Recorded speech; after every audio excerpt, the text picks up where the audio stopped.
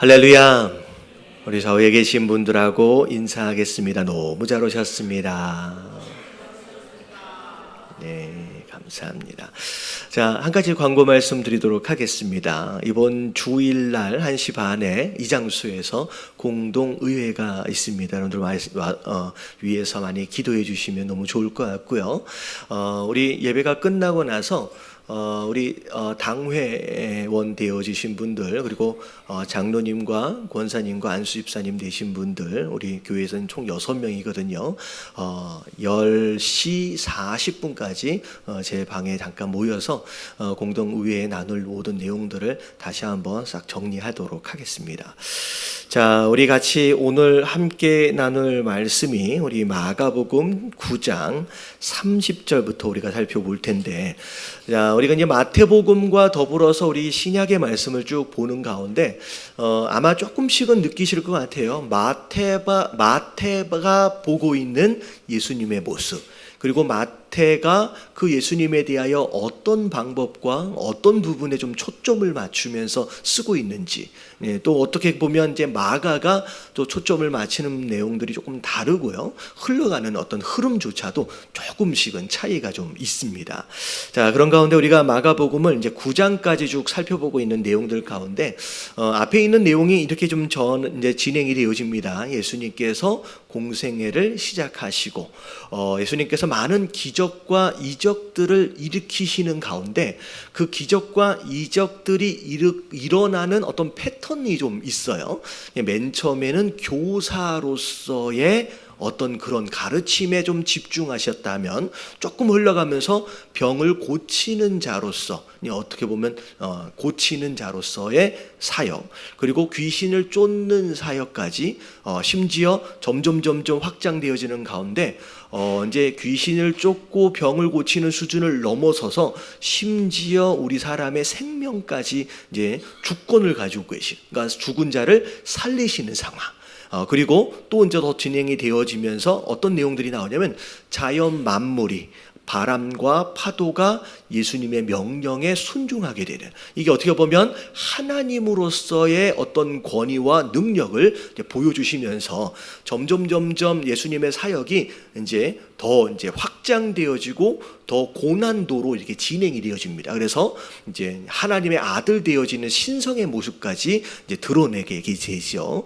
자, 그런 가운데 그런 예수님을 향하여 많은 사람들이 이제 물이 되어진 자들이 따르게 되고요. 그 무리들 가운데서 특별히 예수님이 선택하신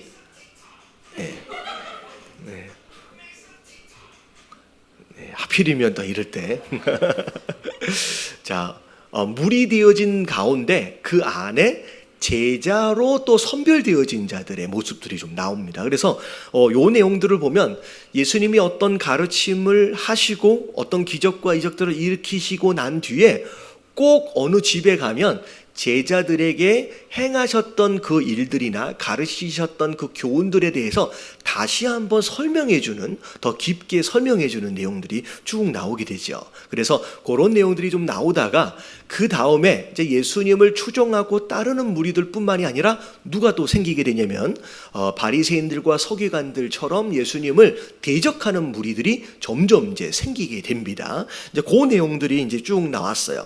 자, 그런 가운데 이제 그 다음의 내용이 제자들을 향하여서 너희는 나를 누구라 하느냐라고 하는 말씀이 있어서 거기에서 주는 그리스도시여 살아계신 하나님의 아들이다 라고 말씀하시는 가운데 처음으로 그 순간 제자들에게 뭐를 말씀하시냐면 내가 곧 장로들에게 잡혀서 고난당하게 되고 내가 이제 죽게 될 것이다. 하지만 예수님은 분명히 죽음에 대해서만 말씀하시지 않았어요. 죽은 다음에 3일 만에 뭐 하신다?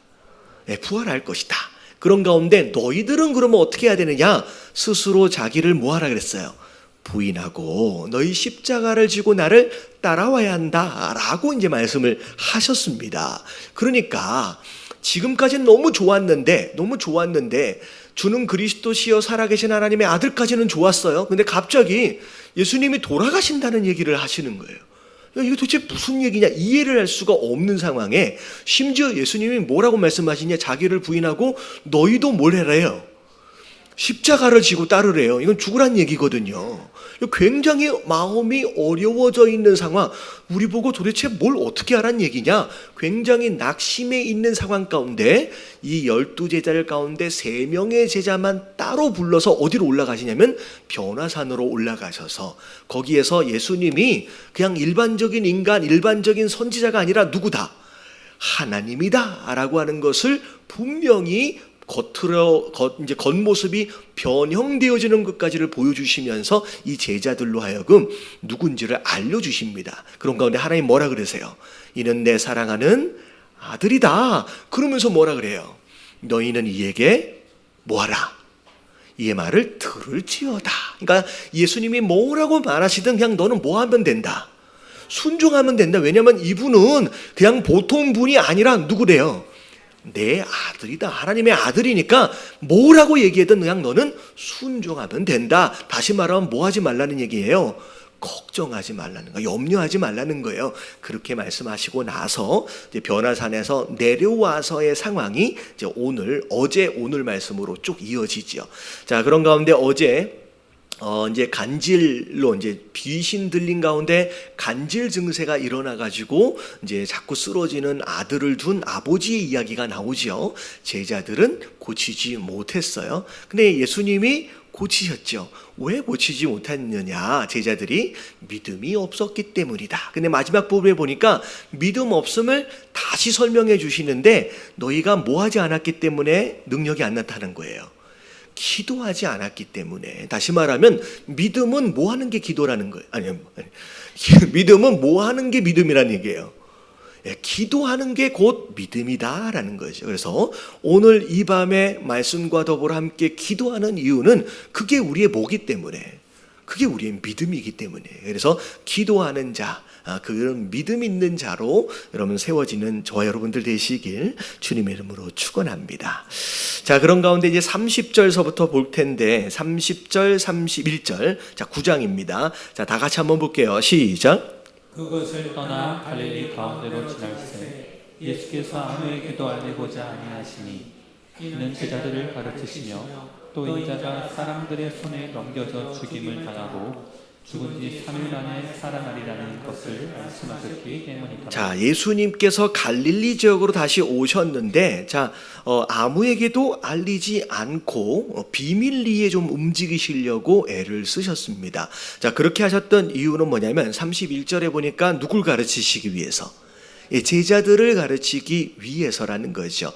어찌 보면 무리들과 더불어 하셨던 중요한 사역들도 있었지만 사실 그보다도 더 중요한, 어찌 보면 고운 예수님이 죽으시고 이 땅을 떠나시게 될 때 예수님이 지금까지 하셨던 이 모든 사역들을 대신 감당해야 할 누가 필요해요? 제자들. 이 제자들을 준비시키는 일이 어떻게 보면 굉장히 중요하다라고 여기셨던 거죠. 그래서 무리들과의 사역을 이제 점점 조금씩 이제 접으시는 가운데 제자들을 세우는 사역에 집중을 하십니다. 자, 그런 가운데 특별히 이 제자들에게 뭘 말씀하셨느냐? 자, 또 인자가 사람들의 손에 넘겨져 죽임을 당하고 죽은 지 3일 만에 살아날 것이다 라고 하는 거에 대해서 말씀을 전하시는 거죠. 그러니까 어떻게 보면 마가복음에 보면 저 여기까지 이것에 대한 말씀을 몇 번째 하시는 거예요. 최소한 2번 이상 지금 이 말씀을 하셨다는 거죠. 근데 32절에 보니까 자, 이 말씀을 들었던 이 제자들이 어떤 반응을 보였는지 자, 같이 한번 읽어볼게요. 시작. 그러나 제자들은 이 말씀을 깨닫지 못하고 묻기도 두려워하더라. 자, 깨달았다 못 깨달았다? 못 깨달았어요. 그럼 예수님이 지금 이 제자들을 가르치실 때 외국어로 하고 계시는 게 아니에요. 유대인들로서 그들이 알아들을 수 있는 말로 지금 설명을 계속 해주고 계심에도 불구하고 왜 도대체 이 제자들은 다른 나라 말도 아닌데 왜 못 알아들을까? 왜 깨닫지 못했을까? 이유가 뭐냐? 이 이유가 그 다음 말씀에 나와 있어요. 자, 뭐라고 나와 있느냐? 33절, 34절 말씀을 같이 한번 읽어볼게요. 다 같이 시작. 가버나움에 이르러 집에 계실새 제자들에게 물으시되 너희가 길에서 서로 토론한 것이 무엇이냐 하시되 그들이 잠잠하니 이는 길에서 서로 누가 크냐고 쟁론하였습니다. 자, 이게 이유예요. 왜 예수님이 죽게 될 것과 부활하게 될 것에 대해서 아무리 말씀해 주셔도 이 제자들이 왜 깨닫지 못하느냐? 이 제자들이 지금 무엇으로 토론하고 있어요? 누가 크냐라고 하는 것에 지금 마음이 이게 머물러 있는 거예요.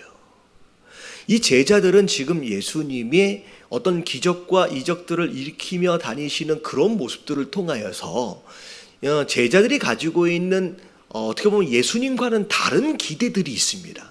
이게 뭐냐? 와, 이런 예수님이 나중에 이 백성들이 원하는 것처럼 유대인이 왕이 되시면 얼마나 좋겠느냐. 근데 우리가 12명의 제자인데 일단 베드로 같은 경우에는 약간 수제자로 선택을 받은 것 같아서 영의정 시켜줄 것 같고, 그러면 두 번째, 세 번째, 네 번째는 누구냐? 지금 이 이야기를 하는 거예요. 예수님 왕 되실 때 누가 가장 높은 신하가 될 것이냐, 누가 가장 큰 자가 될 것이냐, 누가 한몫 잡을 것이냐, 지금 이 생각으로 머리가 가득 차 있는 상황에서 지금 예수님 무슨 얘기를 하고 계세요? 곧 고난당하고 죽으실 얘기가 이 얘기를 하시니까 서로 매칭이 돼야 한대요. 안 되는 거예요. 여러분, 그렇기 때문에 외국어가 아닌 유대인 그들의 말로 아무리 설명을 해줘도 들린다 안 들린다? 안 들리는 거예요. 예, 우리가 말씀을 듣는 건 굉장히 중요합니다. 근데 말씀을 듣고 이해되어지고 깨달아지고 그 말씀 안에서 하나님을 경험하는 것은 또 다른 문제예요. 내가 만약에 하나님의 뜻과는 좀 다른 내 계획과 내 뜻으로 사로잡혀 있다라고 한다면, 여러분, 아무리 말씀을 들어도 이게 깨달아져야 안 깨달아져요? 여러분, 깨달아지지가 않아요. 그래서 성경에 나오는 옥토와 같은 마음들은 우리 안에 이미 담겨져 있는 이 돌덩어리와 같이 자기 고집과 자기 생각과 자기 계획들을 내려놓는 것에서부터 시작되어져요. 세상의 욕심과 세상의 근심과 걱정을 내려놓고 뽑아버리는 데서 시작된다라는 거예요. 그래서 하나님 말씀은 똑똑한 사람이 이해할 수 있는 게 아니라 자기의 뜻을 얼마나 하나님 앞에서 내려놓을 수 있느냐, 이러면 이게 하나님 말씀이 내 안에 깨달음이 될 수 있는 굉장히 중요한 요소다라고 하는 것을 여러분 이해할 수 있는 저와 여러분들 되시길 주님의 이름으로 축원합니다. 그래서 뭐 해야 된다는 거예요? 최대한 말씀을 들을 때 내 뜻을 내려놔야 돼요. 내 뜻을, 내 생각을 내려놔야 돼요. 내 계획을 내려놔야 돼요. 여러분, 이게 내려놔지지 않으면요, 아무리 말씀을 들어도요, 다 무슨 생각처럼 들으냐? 이거는 우리 남편이 들어야 되는데, 우리 아내가 들어야 되는데, 애들이 들어야 되는데, 이런 생각이 되어질 수밖에 없다라는 거예요. 여러분, 내 생각과 내 뜻을 내려놓을 수 있는 저와 여러분들 되시길 주님의 이름으로 축원합니다. 자, 그런 가운데 이제 34절에 보니까 예수님이 너는 니들은 도대체 뭔 생각을 하고 있느냐라고 꾸중하실 만도 한데 꾸중하지 않으세요. 왜냐하면 충분히 그들의 상황을 나름 이해하셨던 것 같아요. 그런 가운데 그들의 논쟁에 대해서 예수님이 이제 설명해 주시는 내용이 나오는데, 자, 35절 말씀 같이 한번 읽어볼게요. 다 같이 시작. 예수께서 앉으사 12 제자를 불러서 이르시되 누구든지 첫째가 되고자 하면 무사람의 끝이 되며 무사람을 섬기는 자가 되어야 하리라 하시고. 이 마태복음에 보면 이제 하나님 나라 천국에 대한 내용들을 설명하고 계시는 거죠. 이 땅에 대한 내용이 아니에요. 근데 하나님 나라에서 원리가 뭐냐라고 설명하실 때, 자, 크고 작은 거에 대해서 쟁론했느냐? 자, 그랬을 때 예수님 뭐라고 말씀하셨냐면 첫째가 되고자 한다면이라고 시작해요. 자, 이게 굉장히 중요합니다. 자, 우리가 천국 하면 모든 사람들이 다 공평하게, 다 행복하게, 그게 천국이라고 생각할 수 있거든요. 그래서 사실은 어떻게 보면 약간 이제 과거 공산주의가 이런 기독교적인 개념 안에서 그들의 어떤 논리를 이렇게 주장했던 경우들이 좀 있었습니다. 그래서 그들은 어떻게 해요? 뭐가 하나님 나라라는 거예요? 모든 사람이 다 어떻게 사는 거? 다 평등하게 사는 거. 근데 여러분 성경을 잘 들여다보면 모든 사람이 평등하지 않아요. 예수님 뭐라고 말씀하시? 야, 천국에 가서 큰 자가 어디 있고 작은 자가 어디냐? 야, 천국에서 첫째가 어디 있고 둘째가 어디냐? 다 공평한 거지, 다 동등한 거지, 이렇게 말씀하시지 않았어요. 분명히 예수님 뭐라고 말씀하시냐? 천국에 뭐가 있대요? 첫째 되는 자가 있대요. 천국에 큰 자가 있다라는 거예요. 여러분, 이게 말씀을 근거로 여러분 신앙적인 가치관을 바로 세울 필요가 있어요. 여러분, 천국에 반드시 큰 자가 있다라고 말씀하십니다. 근데 천국에서 큰 자, 천국에서 첫째 되어진 자는 약간 종류가 달라요. 이 세상의 자하고는 좀 다르죠. 뭐라고 나와 있어요? 첫째가 되고자 하면 무사람의 뭐가 되래요? 끝이 되래요. 이게 말이 돼요? 여러분, 첫째는 어디 서 있어야 돼요? 제일 앞에 서 있어야 되는데 하나님 나라는 저게 보이지도 않는 끝자락에 서래요. 그리고 심지어 거기서 뭐 하래요? 무사람들, 사람들, 네가 아는 사람이든 모르는 사람이든 주변에 있는 사람들을 뭐 하래요? 섬겨라. 여러분, 이게 하나님 나라의 첫째 되어지는 방법이에요. 이 세상은 어디에 서요? 머리가 돼요. 앞에 서가지고 뭐 하는 거예요? 섬김을 받는 자의 위치가 첫째라고 생각할 수 있는데 하나님 나라는 그게 아니라는 거예요. 보이지 않는 저 끝자락에, 보이지 않는 그런 자리에 서서 누가 알아주든 못 알아주든 상관이 없이 그냥 뭐 하는 거예요? 거기서 다른 사람들을 섬기는 바로 그것이 하늘나라의 첫째 되어진다라고 하는 거, 여러분 깨달아지시길 주님의 이름으로 축원합니다. 그래서 교회에서든 어디서든 섬길 때 자꾸 너무 앞에 나와가지고 내가 했어요라고 드러내지 않는 게 여러분 하나님 나라에 더 가까운 줄로 믿습니다. 내가 너무 수고했네, 진짜 수고했네, 이런 게 아니에요. 내가 뭘 했네, 이게 아니라 그냥 나는 저기 끝에서 있는지 없는지도 모르게 숨어 있는 거. 여러분, 이게 굉장히 중요하고 자꾸 어디서 교회에 와서 대접받으려고 하지 마세요. 섬김을 받으려고 하는 게 아니라 오히려 신앙의 연륜이 쌓여져 갈수록 오히려 더 뭐 할 줄 알아야 돼요? 밑에서 섬길 줄 알아야 돼요. 섬기는 바로 그 모습이 하나님 보시기에는 더 이게 높은 자리, 어떻게 보면 첫째 되어지는 자리다라고 하나님 말씀하고 계시는 겁니다. 자, 그러면서 과연 어떤 사람을 섬겨야 되느냐? 뭇사람이라고 앞에 표현을 했는데 그 뭇사람을 조금 더 자세하게 설명을 하는 게 이제 36절에 나와 있는 말씀입니다. 자, 36절, 37절까지 한번 읽어볼게요. 시작. 어린아이 하나를 데려다가 그들 가운데 세우시고 안으시며 제자들에게 이르시되 누구든지 내 이름으로 이런 어린아이 하나를 영접하면 곧 나를 영접하며 누구든지 나를 영접하면 나를 영접함이 아니요 나를 보내신 이를 영접하느니라. 네. 자, 섬겨야 된다라고 말씀하시면서 누굴 섬겨야 되느냐라고 했을 때 어떤 사람을 섬기래요? 이 어린아이와 같은 사람을 섬겨야 된다는 거죠. 자, 이 어린아이와 같다라고 하는 이 표현은 뭐냐면 정말로 약한 존재로서 섬겨본들 그 아이로부터 무엇인가의 보상을 기대할 수 있어요, 없어요? 기대할 수 없는 자예요. 여러분, 이게 진짜 의미 있는 섬김이라는 거예요. 자, 섬기는데 저기 높은 사람을 막 섬겨. 그러면 무슨 의도로 섬기는 거예요? 내가 이 사람에게 잘해주면 이 사람이 나중에 그에 합당한 보상을 해주지 않을까라고 하는 기대가 이 안에 있다는 거죠. 근데 예수님 뭐라고 말씀하시냐? 이 땅에서의 높은 자를 섬기는 것은 어찌 보면 이 땅에서 어떤 보상을 기대하는 또 다른 마음이 있기 때문에 그렇게 하지 말라는 거죠. 아무리 섬겨도 별로 이 사람으로부터는 대접을 받기 보상을 받지 못할 만한 그런 자를 섬겨다라고 하는 거예요. 그러면서 뭐라고 말씀하시냐면 그런 자를 섬기는 곳이 곧 누굴 섬기는 거예요? 바로 나를 섬기는 거, 또 나를 섬기는 게 곧 누굴 섬기는 거예요? 하나님을.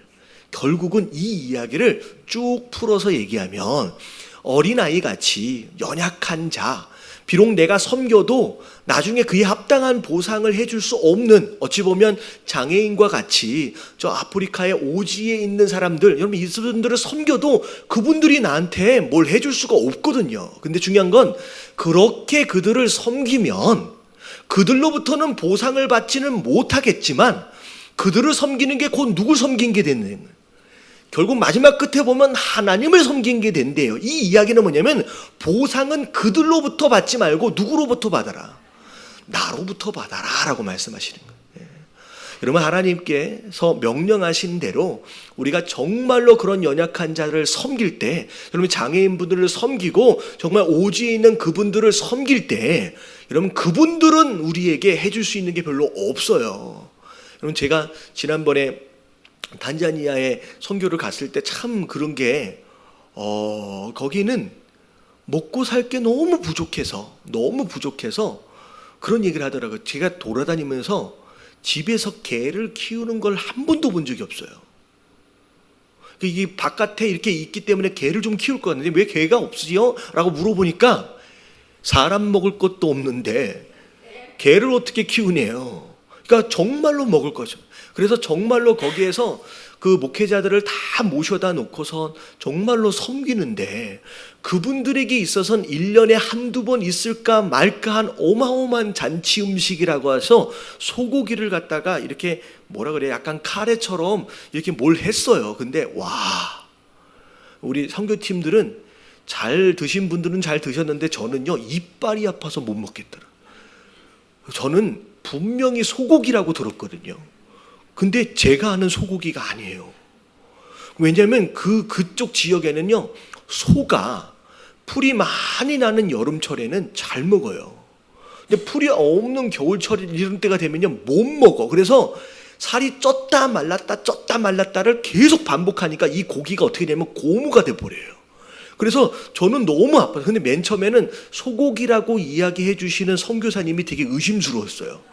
왜냐하면 제가 알던 고기가 아니기 때문에 어디서 이상한 고기를 먹이면서 소고기라고 속이는 게 아니야.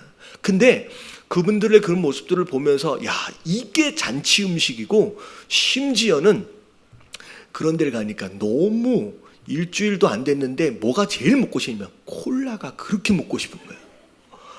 그렇지 않아도 여기 한국에 있는 동안에는 하루에 한 번씩은 콜라를 먹는데, 아니 밥을 먹는데 콜라를 못 먹으니까 너무 갈증이 나는 거예요. 그래서 콜라 한 잔만 딱 먹으면 너무 좋겠다라고 막 그런 생각이 들었는데, 마지막 우리 캠프 그 이제 목회자들 세미나 끝나는 그날 밤에 고기 딱 그렇게 해가지고 먹으면서 어떤 목사님이 내가 콜라 한 병씩 사겠다. 그러니까 거기 있는 인원이 한 100명 됐거든요.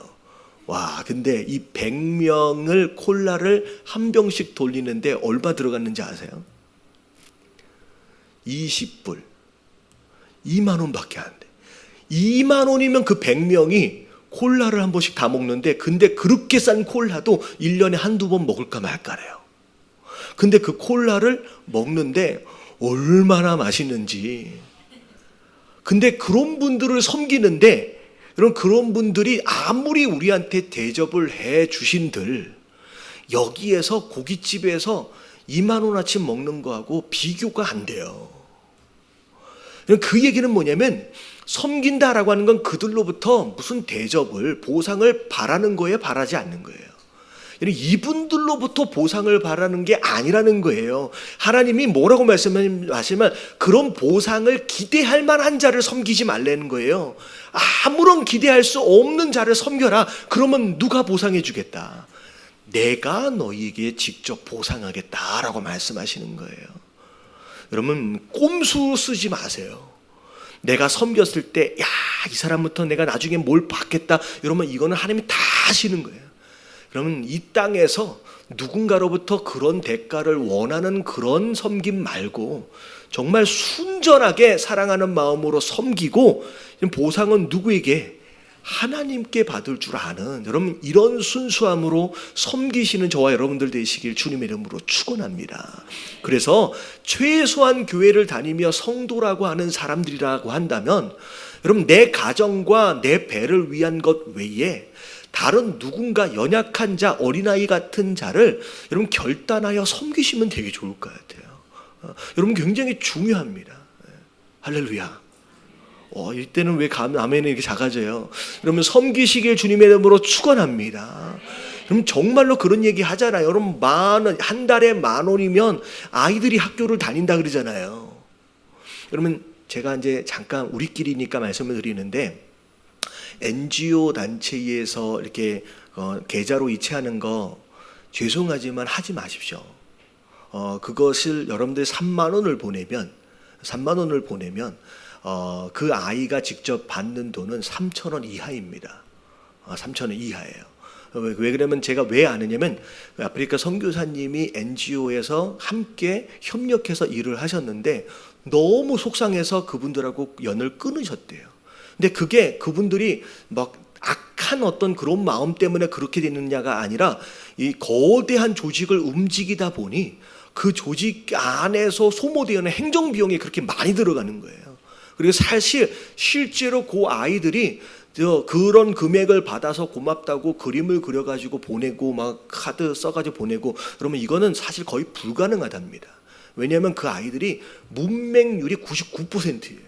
그렇게 그림을 그릴 수 있는 아이들의 수준이 아니래요.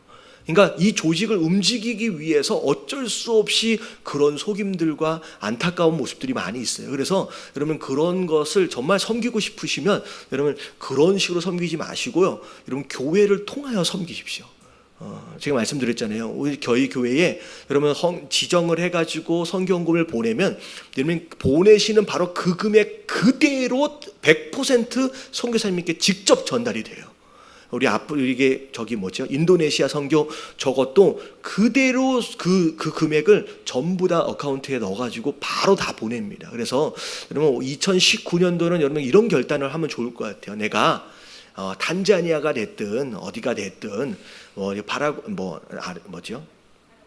파라과이가 됐든 어디가 됐든 정말로 미랄 꿈씨가 됐든 정말로 나보다 어린 아이같이 연약한 지체를 내가 아주 조금이라도 결단하여 섬기면서 여러분 예수님 말씀하셨던 이런 모습의 삶을 살아볼 수 있는 저와 여러분들 되시길 주님의 이름으로 축원합니다.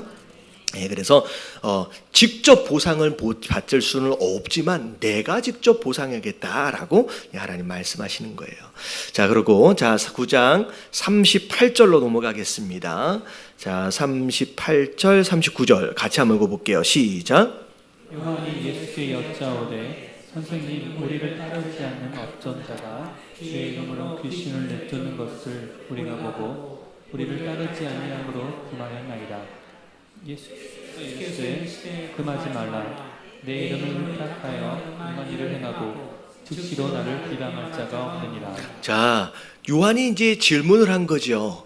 자, 보니까 예수님의 제자들뿐만이 아니라 예수님 제자들도 나름대로 하나님 예수님 능력 주시는 가운데 기적과 이적들을 일으키며 병도 고치기도 하고 귀신도 쫓아내기도 했습니다. 근데 예수님이 제자들이 아닌데 외부에 있는 사람이 예수님의 이름을 가지고 귀신을 쫓고 병을 고치는 거예요.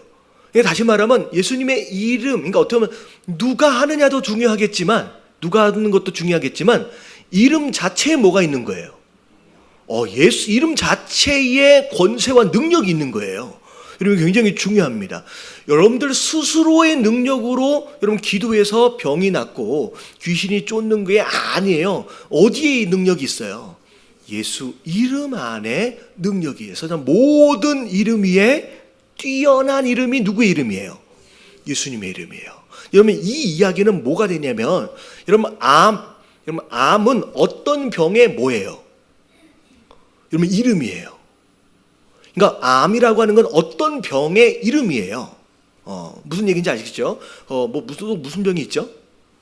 하여튼간 모든 것들은 다 이름이 있는데 그 모든 이름들 가운데 가장 높은 이름이 누구예요? 예수라고 하는 이름이에요. 그래서 모든 이름 위에 가장 권세 있는 이름이 예수, 심지어 죽음이라고 하는 것도 이름이에요. 근데 그 죽음이라고 하는 그 이름보다 더 위에 있는 이름이 누구예요? 예수예요. 그래서 예수 그리스도 이름 자체에 능력이 있어서 여러분 기도하실 때 여러분 예수 이름으로 쫓으십시오. 여러분 그러면 내가 얼마나 뭐 거룩하냐 이런 것도 이제 관계가 있겠지만 여러분 그 이름 자체의 능력이기 때문에 여러분 거기에서 능력이 나타나게 되는 줄로 믿습니다. 그랬더니 실제로 예수님하고 따라다니지도 않고 제자들도 잘 모르는데 예수 이름만으로도 그 일을 행하는 거예요. 그래서 제자들이 뭐라 그러냐면 야 네가 예수님하고 무슨 상관이야? 라고 얘기를 하면서 너 하지 마 라고 얘기한 거예요. 그랬더니 예수님 뭐라고 말씀하시냐? 금하지 말라. 그대로 해도도 된다. 놔둬라 라고 얘기하는 거예요. 그러면서 자 즉시 나를 비방할 자가 없다. 내 이름을 위해서 한다라고 한다면 자 우리를 반대하지 않는 자는 우리를 뭐하는 자다? 위하는 자다. 자, 이 내용을 통해서 우리가 좀 알아야 될 게 뭐냐면 왜 제자들이 지금 예수 이름으로 능력을 행했다라고 하는 것은 병을 고쳤다, 귀신을 쫓았다라고 하는 것은 그들이 지금 착한 일을 한 거예요? 나쁜 일을 한 거예요? 여러분 착한 일을 한 거예요. 그들이 지금 잘못된 일을 한 게 아니거든요. 근데 왜 네가 예수 이름을 가지고 그런 착한 일을 해? 이게 이 제자들 마음 가운데 무슨 마음이냐면 그 사람들이 착한 일을 하든 뭘 하든 그냥 그 사람들이 우리 편이 아니란 생각을 가지고 금한 거예요. 나랑 친하지 않기 때문에 나랑 관계되지 않기 때문에 네가 왜 멋대로 그런 이름을 써? 착한 일을 하고 있음에도 불구하고 그런 셈을 내고 그렇게 금하고 있는 그런 모습들을 보게 됩니다. 여러분 이게 사실 우리 인간들이 가지고 있는 대부분의 속성이에요. 그래서 제가 그런 질문을 던진 적이 있잖아요. 누가 착한 사람이에요? 그럼 한국 사람일수록 이런 기준들이 있어요.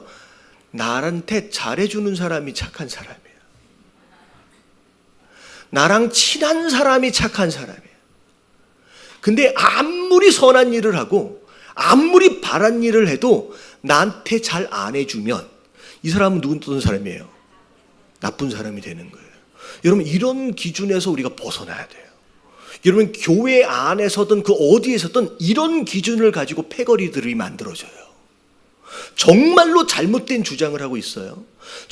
정말로 잘못된 짓을 하고 있어요. 근데 이 사람이 나한테 잘해주면 이 사람은 어떤 사람이 돼요? 착한 사람이에요. 정말로 바른 일을 하고 있음에도 불구하고 이 사람이 나한테 잘 안 해주면 그냥 나는 이 사람이 싫은 거예요.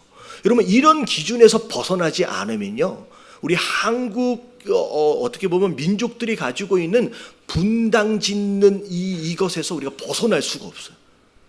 여러분 나랑 친분과는 상관이 없이 여러분 바른 기준으로 여러분 바른 판단을 내리실 수 있는 저와 여러분들 되시길 주님의 이름으로 축원합니다. 분명히 착한 일을 하고 있는데 싫은 거예요. 왜? 나랑 함께한 사람이 아니기 때문에, 나랑 친한 사람이 아니기 때문에. 여러분 개인적인 친분이 어떤 사람의 선과 악을 분별하는 기준이 되어져서는 안 되는 줄로 믿습니다. 그래서 한국 사람들이 꼭 어디를 가면 뭐 하려고 애를 쓰냐면 어디 출신이냐, 어느 학교를 다녔느냐, 뭐 어디 뭐 했느냐, 꼭 어느 지역이냐. 이게 뭐냐면 그걸로 그 사람과 뭐 하려고 하는 거예요? 친해지려고. 그것으로 잘못된 일이다라고 할지라도 이루어가는 거예요. 여러분 이런 사람이 되어져서는 안 되는 줄로 믿습니다. 자 그런 가운데 자 41절에 보니까 누구든지 자 너희가 그리스도에게 속한 자라 하여 물 한 그릇이라도 주면 내가 진실로 너희에게 이르노니 그가 결코 상을 잃지 않으리라. 자 뭐가 더 중요하냐면 그리스도에 속한 자로서 선행을 베풀면 하나님이 그것을 잃어버리지 않고 잊지 않으시고 반드시 보상해 주신다라고 말씀하시는 거예요. 그런데 여러분 이게 41절에 너희가 그리스도에게 속한 자라라고 있는 이 표현 자체가 어떻게 보면 조금 의미 있는 표현일 수 있을 것 같아요. 이제 제가 지난 이제 그저께죠. 주일서부터 수요일까지 제가 글로리 캠프에 잠깐 올라갔다 이제 3박 4일 동안 올라갔다 내려왔어요. 근데 저는 별로 해드린 게 없는데 두 번째 날 저녁 때 기도 제목이 있어서 갑자기 기도실로 찾아왔더라고요. 그러니까 거기에 참여한 목회자들은 저녁 프로그램이 다 끝나면 목회자들이 기도실에 다 들어가요. 그래서 이제 기도하면서 기다리면 특별히 그 캠프에 참여하는 가운데 기도를 받길 원하고 상담을 하길 원하시는 분들은 그 기도실로 이제 들어옵니다. 그러면 목회자들이 앉아서 그분들의 이야기를 듣고 상담을 해주기도 하고 기도를 해주기도 해요. 근데 저는 거기에 이제 참여해서 이제 기다리고 있는데 어떤 두 커플이 왔더라고요. 근데 여자친구는 이제 주님의 영광교회를 다니면서 열심히 좀 믿으려고 하는 사람이고, 남자친구는 아직 신앙이 없어요.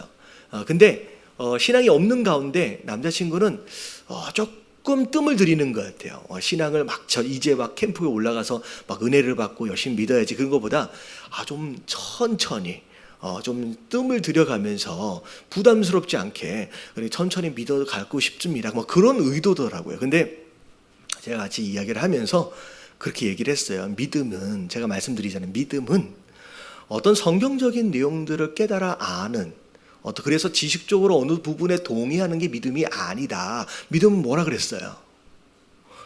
안에 주인이 바뀌는 거다. 그래서 내가 얼마나 많이 알면 믿음이 생긴 거, 그게 아니라 그냥 믿음은 그냥 내가 결단해서 이 시간 예수님을 뭐로 받는 거예요? 주님으로 받는 거다. 그러면 네 안에 들어가신 그 예수 그리스도가 주인 되시면서 네 삶을 인도하실 것이다. 네가 모르는 것이 있으면 깨닫게 할 것이고, 네 안에 아직 더러운 것이 남아있으면 그걸 청소하실 것이고, 아직 회복되지 못한 것들이 있으면 고치실 것이다 라고 얘기를 하면서 그냥 데려다 놓고선 결단 기도를 해버렸어요. 그랬더니 뭐 거의 반강제적으로 막 따라해서 했는데, 이 형제가 그 다음날 저를 만날 때마다, 지나갈 때마다 할렐루야 하면서 너무 반가워하는 거예요. 그러면 그날 저녁에 기도를 받으러 또 올라왔어. 또 들어왔어요. 그러니까 목사님, 제가 어제 목사님한테 기도를 받았는데 그때부터 내가 이상해졌어요. 그러니까 첫째 날에 그냥 들어왔었을 때는 마음을 문을 닫고서 나중에 믿어야지, 천천히 믿어야지. 근데 그냥 두 번째 날 저를 만나고 나서 그냥 문을 열고 그냥 예수님을 영접을 해버리니까 그때부터 예수님이 일하시기 시작하는 거예요. 그러니까 프로그램을 참여하면서 아예 마음 자체가 달라지고 느껴지는 게 막 달라지는 거예요. 그러면서 두 번째를 와가지고 저한테 너무 반가워하면서, 수요일 날 그 두 부가 수료식 끝나고 나서 여기 와서 앉은 거예요. 여기에 새로 가정이 이렇게 와서 앉아 있었거든요. 젊은 두 커플이 아직 결혼을 안 했고 곧 결혼을 한대요. 근데 여기 앞에 앉아 있는 거예요. 목사님이 저를 영접하게 했으니까 목사님이 저를 책임지셔야 합니다. 라고 하면서, 목사님 이제 어떻게 해야 합니까? 라고 하면서 언제 오면 돼요? 이제 뭘 하면 돼요? 막 그러면서 저한테 되게 부담을 주더라고요. 그러니까 맨 처음에는 제가 막 부담 줘가지고 영접하게 했더니 이제는 자기 인생을 책임지라고 막 그러면서 막 이제 어떻게 하냐고. 그래가지고 지금 약간 곤란해지는 상태인데, 왜 그러면 여자친구는 이미 주님의 영광교회를 다녀요. 근데 이 남자친구를 제가 여기로 뺏는 느낌이 들어가지고 제가 지금 고민 중이에요. 사실 주님의 영광교회 너무 좋은 교회이기 때문에 저기를 지금 보내드려야 되나, 이번 주일날 오면 얘기해가지고 보내드릴지 어떻게 지금 이제 고민을 할 텐데, 뭐 하다 이렇게 얘기가 됐지? 뭔 얘기를 하려고 했는데, 근데 그 청년이 뭐라고 얘기했느냐면, 자기에게 모아둔 돈이 있었대요. 모아둔 돈이 있는데 이 돈을 어디다 쓸까? 물론 이제 계획이 있었겠죠. 근데 이번에 캠프를 갔는데 어떤 청년을 만났대. 청년을 만났는데 이 청년이 너무 없어서 정말로 도와줘야 되겠다. 그러니까 이게 그 청년에게 가면 정말로 도움이 될 텐데 그 마음을 주셨다는 거예요. 정말로 열악한 상황. 근데 목사님 이걸 어떻게 도와주면 되겠습니까? 라고 묻더라고요. 그랬을 때 제가 뭐라고 얘기했냐면, 직접 전달하지 마시고 그 교회에, 그 형제가 지금 다니는 교회 있잖아요. 그 다니는 교회에 지정하여 헌금을 하십시오. 그래서 누가 돕도록? 그러면 내가 돕는 게 아니라 교회가 그 형제를 돕도록 하십시오 라고 얘기를 해서 그렇게 하기로 했어요. 이게 뭐냐면, 그 형제 입장에서 직접 그것을 전해주면 누가 고마워요? 이 형제가 고마워요. 누구에게 감사해요? 이 형제가 감사해요. 직접 그 사람이 도와주면 이 형제에게 감사하고 이 형제에게 영광이 돼요. 근데 교회로 누가 드렸는지를 모르는 가운데 그 형제에게 지급이 되면 이 형제는 누가 고마워요? 하나님이 고마워요. 여러분, 하나님이 영광을 받으시는 거예요. 그래서 스스로를 숨기고 정말로 순전한 마음으로 그 형제를 위한다. 그리고 그것으로 말미암아 도움을 주는 것뿐만 아니라 그 형제의 앞으로의 신앙을 위한다라고 한다면 직접 주지 말고 형제를 통해서, 교회를 통해서 줘라라고 말씀해서 그렇게 하기로 했어요. 사실 이런 내용들, 우리가 누군가를 섬긴다라고 했을 때 그리스도에 속한 자로서 섬긴다라고 하는 것은 내가 섬길 때 내가 직접 전해주면 그 사람은 나를 고마워하고요, 그 사람은 나중에라도 나한테 무엇인가를 보상해 주려고 애를 쓸 거예요. 근데 뭐라고 말씀을 했어요? 마치 어린아이를 섬기는 것처럼 돌려받을, 보상받을 무엇인가를 기대하지 않는다라고 한다면 오히려 이름을 숨기고 정말로 하나님이 도와주실 수 있게끔, 그래서 그 형제가 하나님께 감사하고 하나님께 영광을 돌리고, 그리고 나서 앞으로의 삶도 그 형제가 누구를 의지하게끔, 하나님을 의지하게끔 만들어주는 것이 당신을 위한 것도 있고 그 형제를 위한 것입니다 라고 얘기했어요. 우리가 누군가를 돕고 섬길 때 여러분 스스로를 드러내서 여러분 섬기시기보다는 여러분 이렇게 하나님께 감사할 수 있게끔, 하나님께 영광을 돌릴 수 있게끔 여러분 교회를 통하시는 것이 진짜 지혜로운. 여러분 나중에 보면요, 직접 주어지면요 감사하잖아요. 근데 나중에 또 어려워지면 어떻게 될 것 같아요? 또 그 사람에게 기대하게 돼요. 근데 교회를 통하면 하나님께 기도하게 돼요. 여러분 그게 정말로 지혜로움이다라고 여기시고 여러분 그런 방법을 사용하시게 되길 주님의 이름으로 축원합니다. 여러분 이거는 정말로 자기 욕심이 없는 사람이 할 수 있어요. 자기 이름을 드러내지 않고. 자, 그런 가운데 자, 이 42절서부터를 보니까 자, 이제 앞에는 섬기는 거, 봉사하는 거, 그러면 상을 잃지 않을 것이다라고 얘기했는데 이 상을 받을 짓 외에 오히려 거꾸로 사는 사람들이 좀 있습니다. 자, 42절 같이 한번 읽어볼게요. 시작. 또 누구든지 나를 믿는 이 작은 자들 중 하나라도 실족하게 하면 차라리 연자맷돌이 그 목에 매어 바다에 던져지는 것이 나으니라. 네, 누군가는 어린아이 같은 사람을 섬겨서 은혜 받게 하는 사람이 있는가 하면 이 어린아이 같은 사람을 뭐 하는 사람도 있대요. 여러분 실족하게. 여러분 이런 사람은 되지 마시길 주님의 이름으로 축원합니다. 여러분 차라리 이럴 분은 가만히 있는 게 나아요. 실족시키면 안 된대요. 심지어 뭐 하래요? 그럴 바에는 차라리 연자 맷돌은 무슨 맷돌이에요? 여러분 집에서 돌리는 요런 맷돌은 그냥 맷돌이에요. 연자 맷돌은 누가 돌리는 맷돌? 소나 말이 돌리는 맷돌이 연자 맷돌이에요. 여러분 사람이 돌리는 요런 맷돌을 목에다가 걸고 들어가도요, 여러분 못 나옵니다.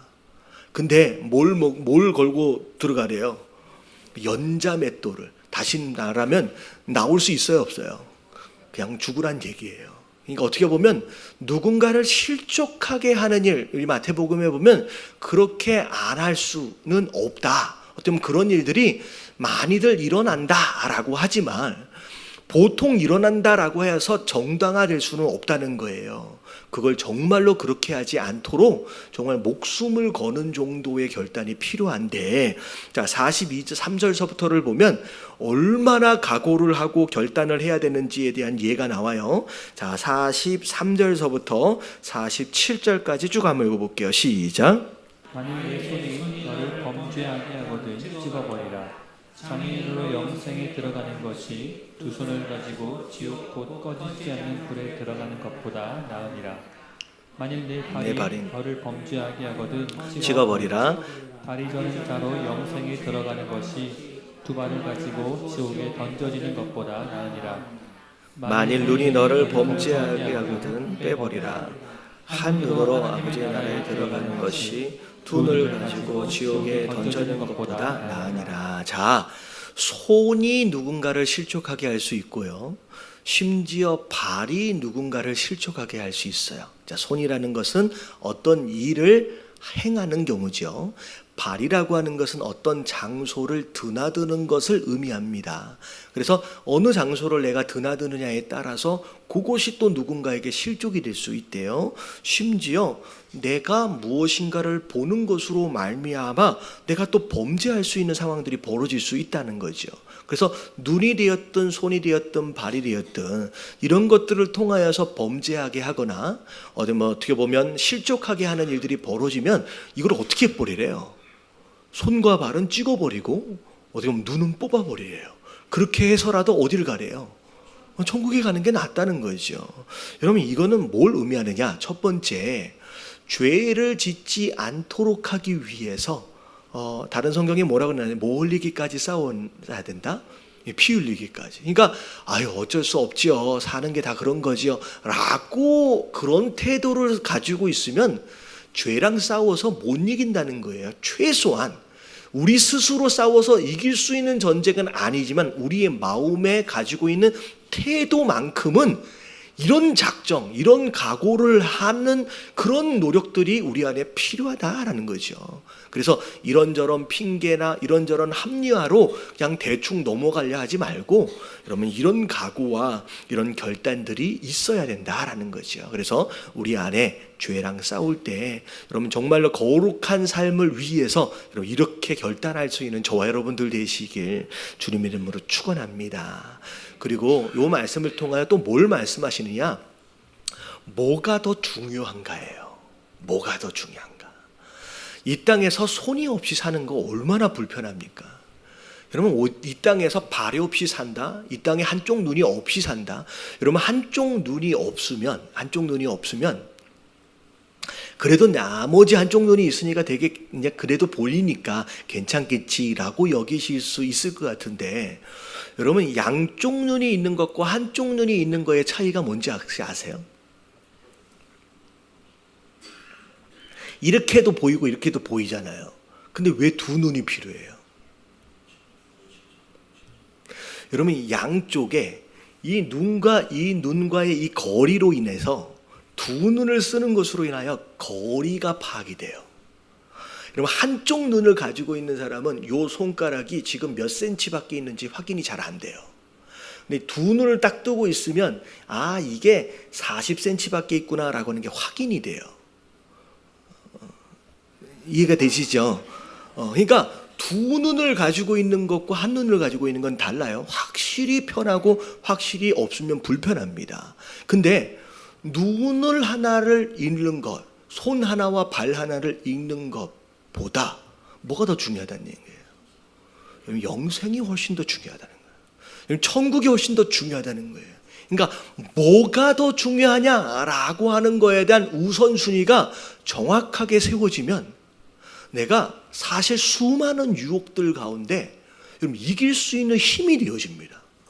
왜 우리가 유혹을 받느냐? 여러분 이 우선순위가 분명하게 정해져 있지 않기 때문에 이 유혹을 이기지 못하는 거예요. 예를 들어서 이런 거예요.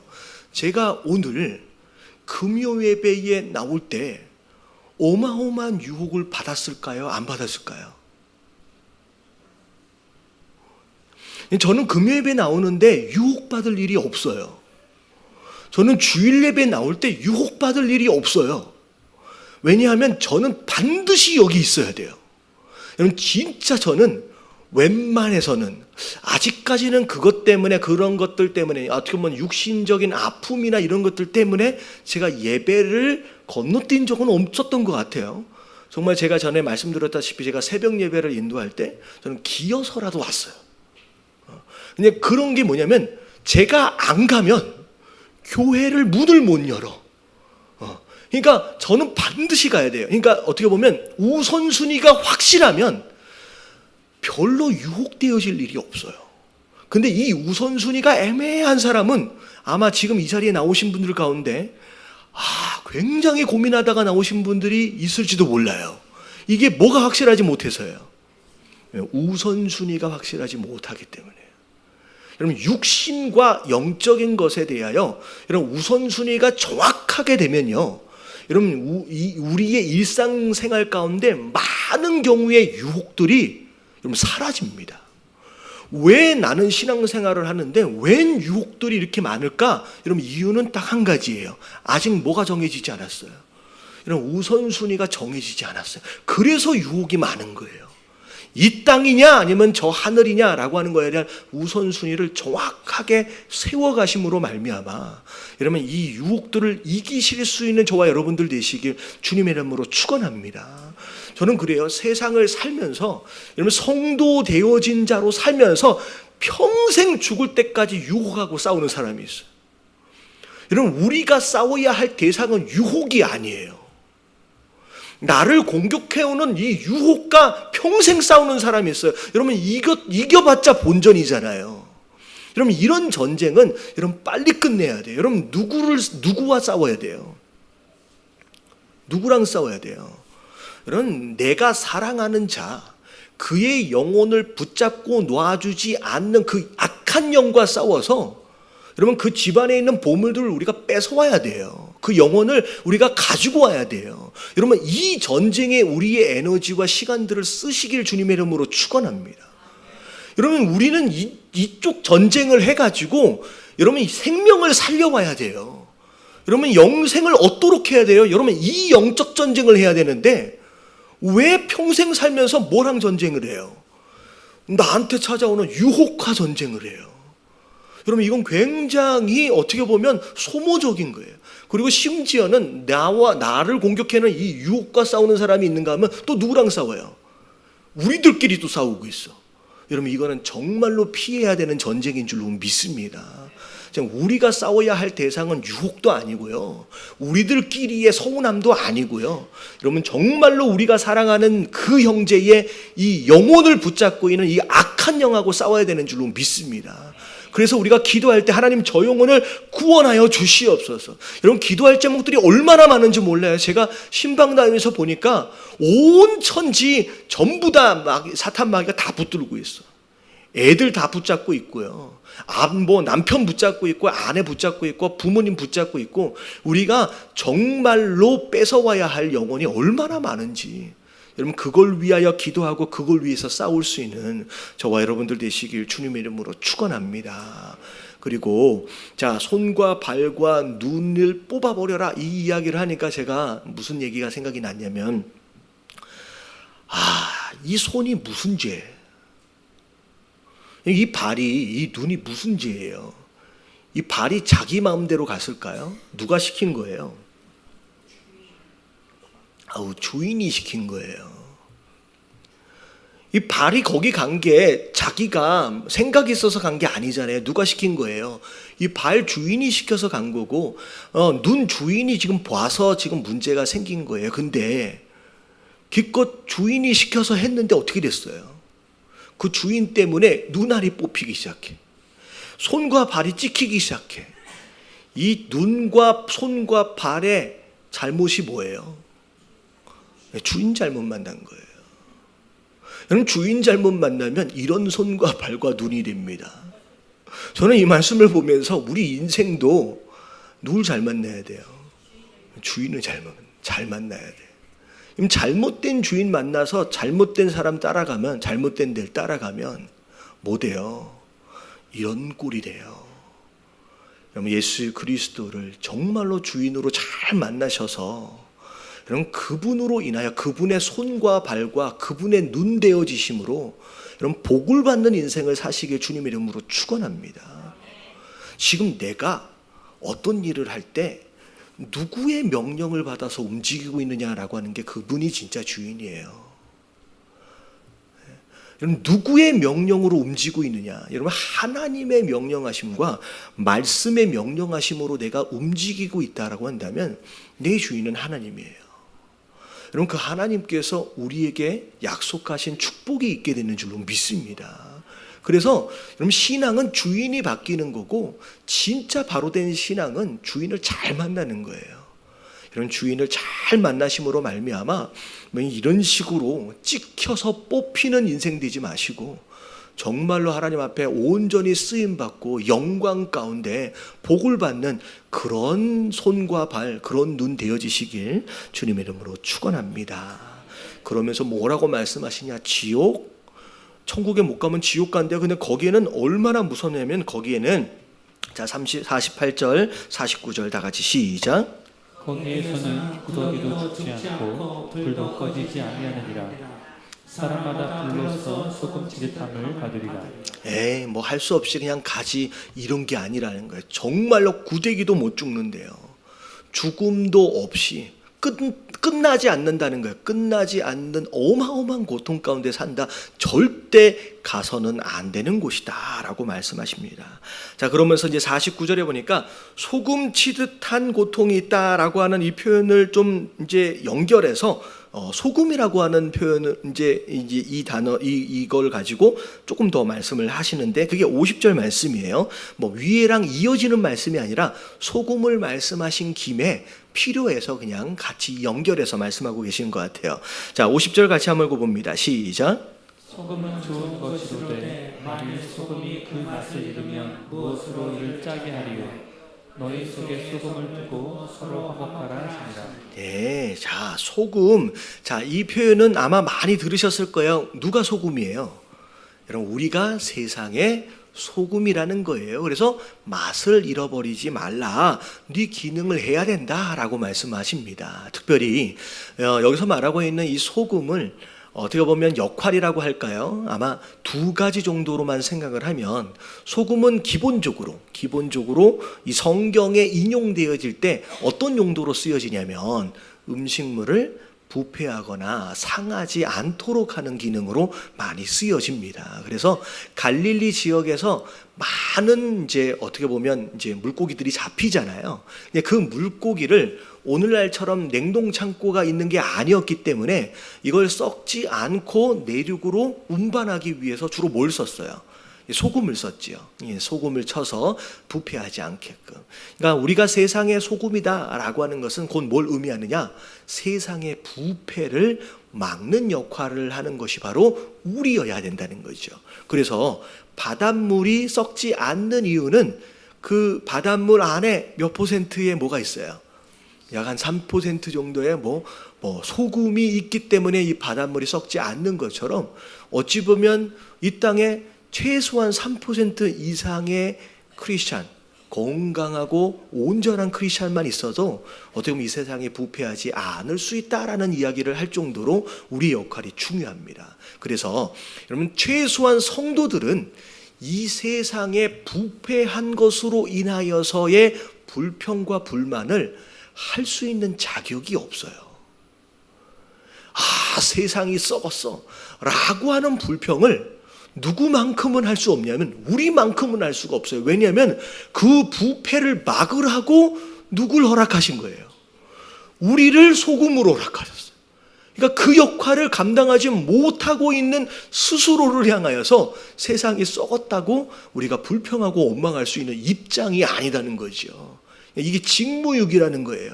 그래서 이 세상에 썩어가는 이 모습들을 보면서 여러분들 불평하기보다는 내가 감당해야 할 일들이 있었는데 내가 더 해야 할 일이 있는데 라고 오히려 도전을 받으시길 주님의 이름으로 축원합니다. 그게 소금의 역할이에요. 그리고 소금은 또 어떤 역할을 해요? 이 맛을 내요. 이 맛을 낸다라고 하는 건 제가 이제 무슨 이제 생각을 했냐면 여러분 사는 게 재밌어요? 별로예요. 어떨 때 좋은 일들이 있으면 막 재밌을 때도 있지만 주로 힘든 일들이 있을 때는 내가 왜 사나 뭐 그런 생각도 들 수 있거든요. 세상 사람들을 많이 만나서 보면 사는 게 행복합니까? 라고 물어봤을 때 행복하다라고 이야기하는 사람들이 사실 많지는 않습니다. 그러니까 사는 맛이 안 나는 거예요. 근데 성도 되어진 자는 소금의 역할로서 정말 살맛 나지 않는 이 세상을 어떻게 만들어 갈 수 있어야 돼요? 살맛 나는 세상으로 만들어 갈 수 있는 사람이 되어야 하는 줄로 믿습니다. 자기 스스로도 마찬가지고 그리고 내가 함께하고 있는 그 공간, 그 공동체 나로 인하여서 사람들이 내가 너 때문에 살맛 난다 라고 이야기할 수 있는 그런 사람이 되면 좋을 것 같아요. 옆에 계신 분들에게 인사 좀 한번 해주세요. 당신 때문에 살맛 납니다. 여러분들 아이들한테 막 얘기할 때도 야 내가 너 때문에 못 산다 이런 얘기 하지 마시고 내가 너 때문에 다 사는 맛이 난다라고 이야기해 주세요.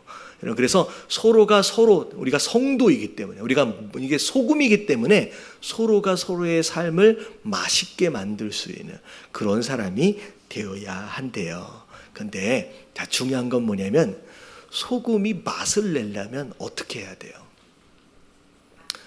여러분 음식 밖에서는요 맛을 낼 수가 없어요. 그 역할을 할 수가 없어요. 여러분 소금이 맛을 내려면 역할을 감당하려면 음식 안으로 들어가야 돼요.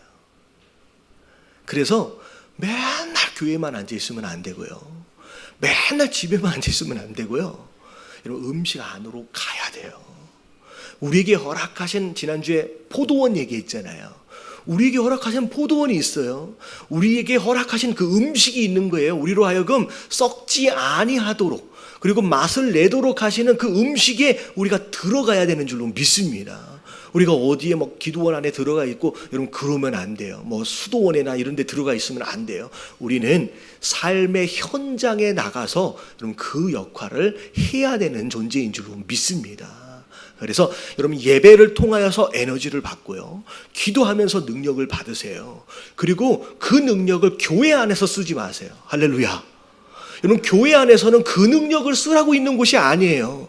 여러분 교회 안에서는요 뭐 하면 되냐면 그 에너지와 그 능력을 받는 것이고요. 그 능력과 에너지를 어디서 써야 돼요?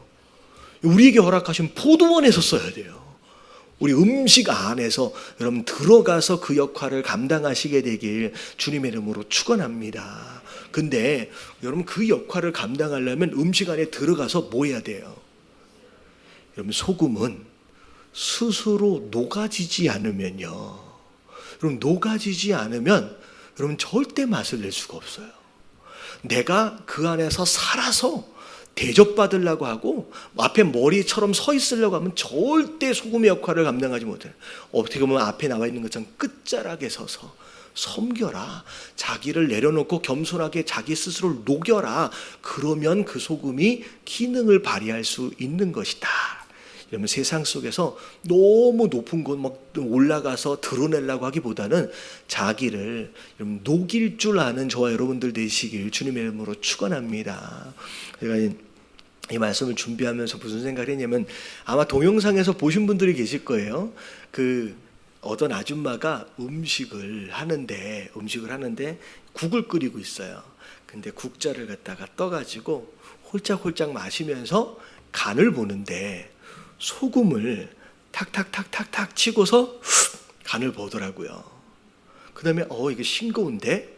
그럼 다시 소금을 쳤어요. 그러면 국자를 내려서 다시 떠야 되잖아요.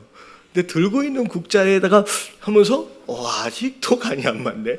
계속 소금은 넣고 국자는 계속 들고 있으면서 계속 맛을 보는 거예요. 저는 정말로 걱정되는 게 뭐냐면 결국은 이분은 이게 맛있는 국을 맛볼 수 없을 뿐만이 아니라 어떻게 돼요? 이 국은 어떻게 돼요? 엄청 짜지. 여러분 여기에 녹여져 있기 때문에 여 국자에는 녹여져 있지 않으니까 맛이 안 나죠. 결국은 뭐하다가 이런 얘기를 했는지 모르겠는데 근데 자 보세요. 자 이를 짜게 하리요. 그 다음에 마지막 뭐라고 말씀하셨냐면 너희 속에 소금을 두고 서로 화목하래요. 여러분 이 소금이 무엇일까요? 여러분 소금의 역할을 하래요. 근데 소금의 역할을 하라고 말씀하시면서 너희 안에 뭐가 있어야 된다? 소금이 있어야 된대요. 근데 여러분 이 소금이 뭐냐면 성경에서의 소금은 말씀입니다. 그래서 우리가 소제를 이스라엘의 5대 제사를 설명할 때 소제에 꿀을 넣으면 안 되고 뭘 넣어야 돼요? 그러면 소금을 넣으라고 얘기할 때 거기 때 뭐라고 말씀하시냐면 언약의 소금이다라고 얘기해요. 이 언약의 소금은 곧 뭘 얘기하냐면 말씀이에요. 여러분 이 세상에서 여러분 가정이든 어디에서 소금의 역할을 감당하려면 내 안에 뭘로 충만해야 돼요? 여러분 말씀으로 충만해야 돼요. 여러분 말씀으로 충만하지 않으면 여러분 이 역할을 감당할 수 없고요. 여러분 스스로 녹아지지도 않아요.